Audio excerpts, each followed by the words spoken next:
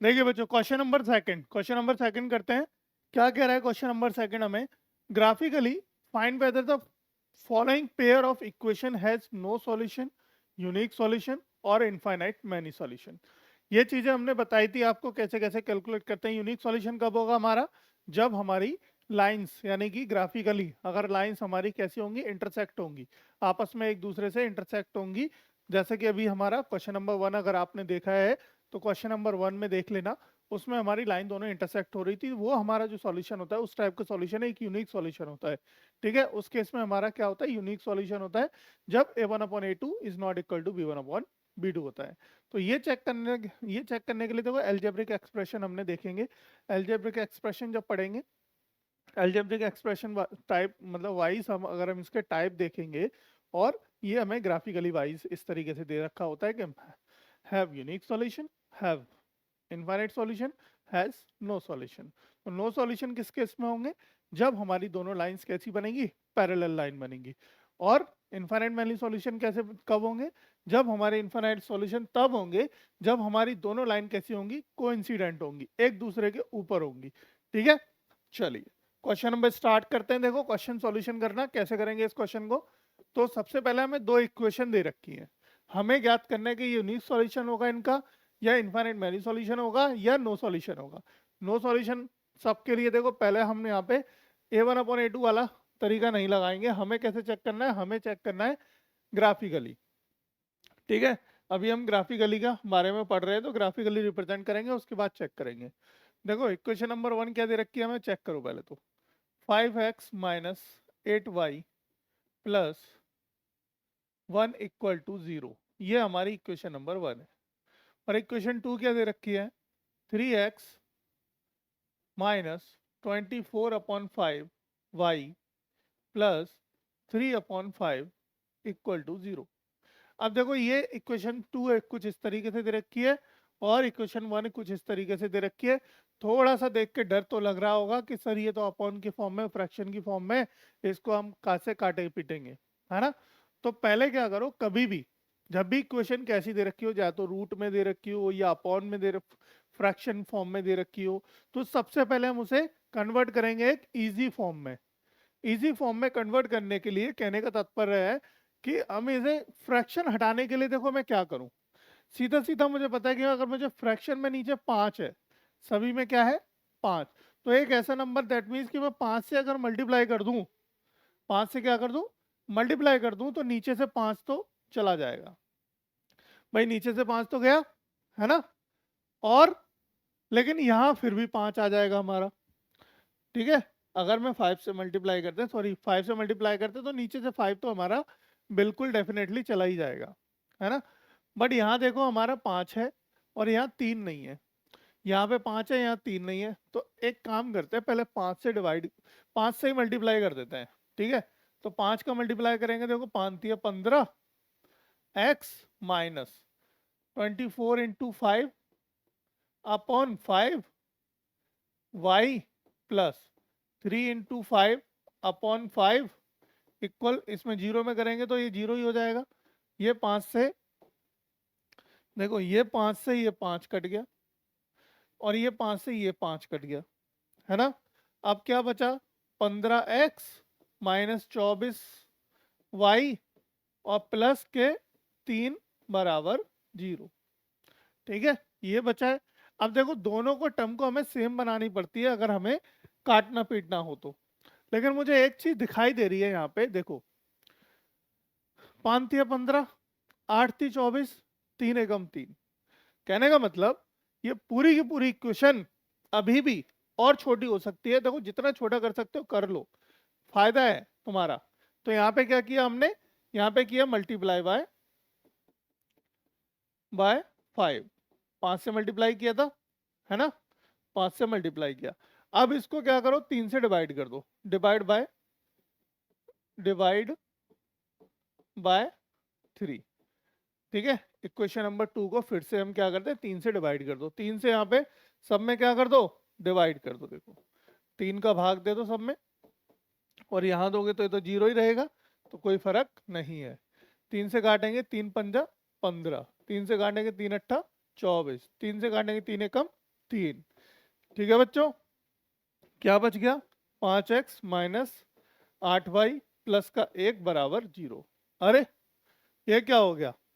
ये तो same equation आ गई, है ना? कैसी आ गई?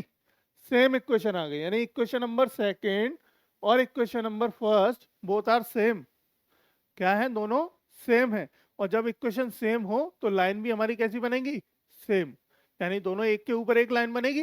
यानी इक्वेशन नंबर 1 की लाइन बनाऊं और इक्वेशन नंबर अगर मैं सेकंड की लाइन बनाऊं तो दोनों ही लाइन कैसी आएंगी? एक दूसरे के ऊपर आएंगी। और जब ऐसा सिचुएशन होती है, जब ऐसी सिचुएशन होती है, ये सिचुएशन कैसी हो गई? कोइंसिडेंट की हो गई। ठीक है, कोइंसिडेंट। तो लाइन कैसी हो गई हमारी? कोइंसिडेंट। तो कोइंसिडेंट जब लाइन होगी तब सॉल्यूशन कैसे होंगे? इनफाइनाइट मैनी सॉल्यूशंस होंगे। कैसे होंगे बेटा? इनफाइनाइट मैनी सॉल्यूशन होंगे। दैट मींस आंसर मुझे पता चल गया, option number B. Option number B इसका सही आंसर होगा। क्लियर है? चलो, अब वो कह रहा है कि ग्राफिकली देखना था हमको इसको, लेकिन अभी हमें यहीं पे दिख गया है, ग्राफिकली भी देख लेते चलो। अब देखो इसको अगर आप किसी भी फॉर्म में चेंज कर लो, एक्स के में या वाई के में। वाई के में करते हैं, चलो। -8y बराबर -1, -1 उधर ले जाएंगे और ये भी क्या हो जाएगा? -5x इधर जाके माइनस उधर भेज दो, तो एक्स वाई बराबर 5x प्लस 1, ये हो गया। और y बराबर 5x प्लस 1/8, ये आ गया। तो y की वैल्यू ये आ गई।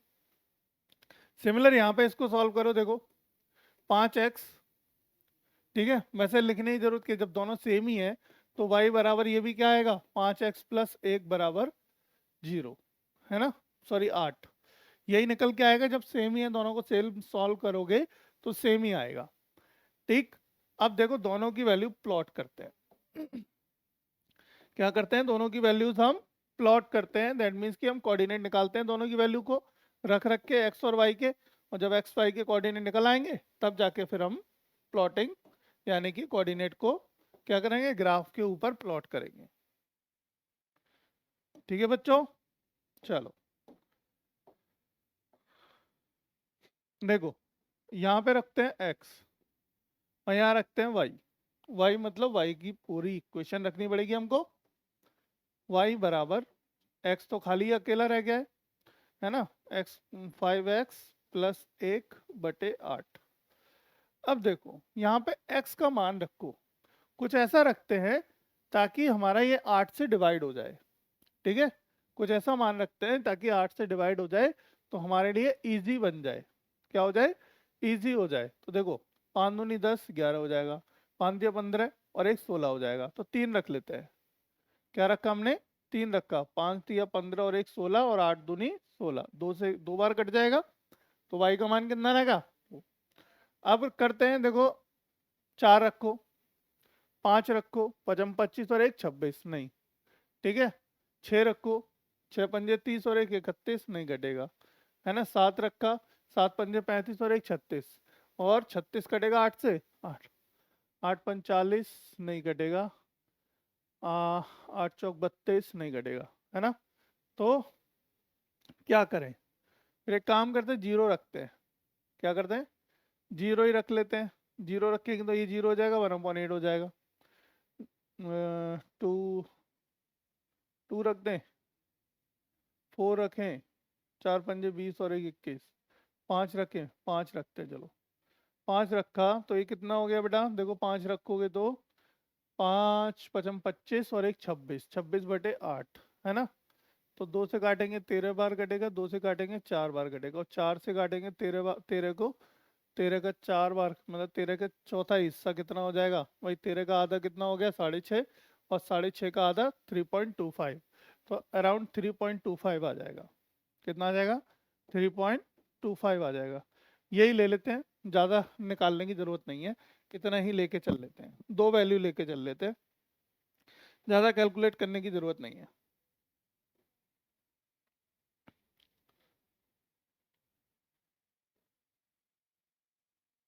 ठीक है, ये लो,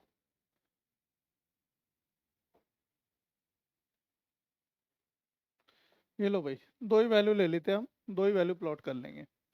ये क्या हो गई? हमारी इक्वेशन नंबर 1 हो गई। इक्वेशन नंबर 1 के लिए है ये। है ना, इक्वेशन नंबर 1। और सिमिलर वैल्यू हमारी कैसी आएंगी दोनों, इक्वेशन नंबर 2 के लिए भी यही आएगी।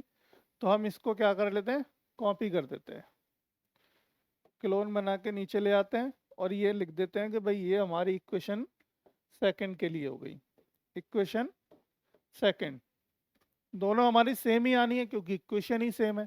और जब लाइन भी बनेगी तो दोनों ही हमारी कैसी लाइन बनेंगी, सेम ही लाइन बनेंगी। सही बात है ना। यानी अब ग्राफ ले आओ और बना के भी देख लो। वो कह रहा है क्वेश्चन में कि भाई करना है ग्राफ पे, प्लॉट करके देखना है हमें। अब ग्राफ पे दिखाना है तो दिखा देते हैं, चलो कोई दिक्कत नहीं है हमको तो। देखो 3,2 3,2 ये आ गया पहला पॉइंट।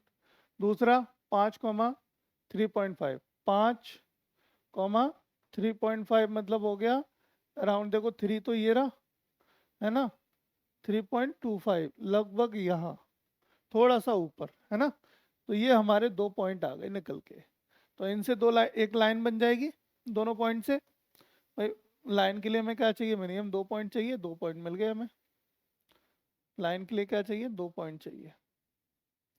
ये 2 पॉइंट मिल गए, ये लाइन बन गई एक। अब इसी के ऊपर अगर हम जब दूसरी लाइन प्लॉट करेंगे तो क्या होगी, इसी के ऊपर प्लॉट होगी वो भी, है ना।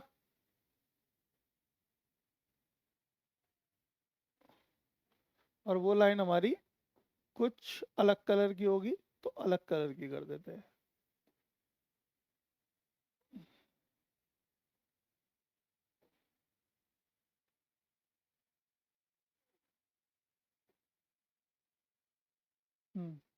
देखो भाई, एक ब्लू लाइन हो गई और एक ग्रीन लाइन हो गई, 2 लाइन बना दिया मैंने। दोनों ही कैसी आ रही है हमारी, एक दूसरे के ऊपर है बिल्कुल। एक ये है, दूसरी ये है। ठीक है, एक इक्वेशन हो गई हमारी यहाँ पे, पहली equation 5x minus 8y plus 1 बराबर 0।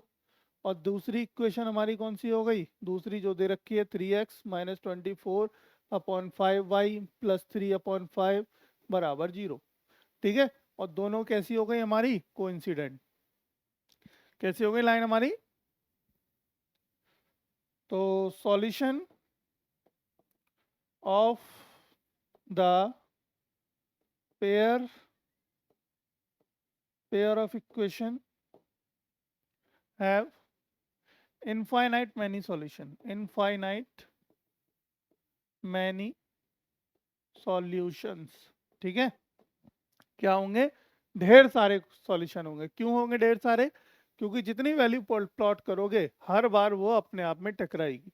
जितनी वैल्यू प्लॉट करोगे हर बार दोनों की दोनों आपस में टकराएंगी, और जितनी बार टकराएंगी वो उतने सॉल्यूशन उसके निकलते जाएंगे। क्लियर है, बात समझ आ रही है। तो इस तरीके से क्या होता है, जब हमारी दोनों लाइन एक दूसरे के संपाती हों, इसको हिंदी में बोलते हैं संपाती। जब संपाती हो दोनों एक दूसरे के, तो हमारे सॉल्यूशन कैसे होंगे, इनफाइनाइट मैनी सॉल्यूशन। क्लियर है बच्चों, समझ में आया ये क्वेश्चन। चलो बहुत अच्छी बात है, अगर समझ में आ गया तो। और नहीं आया तो बताओ, फिर हम और अच्छे से समझाएंगे फिर। ठीक है।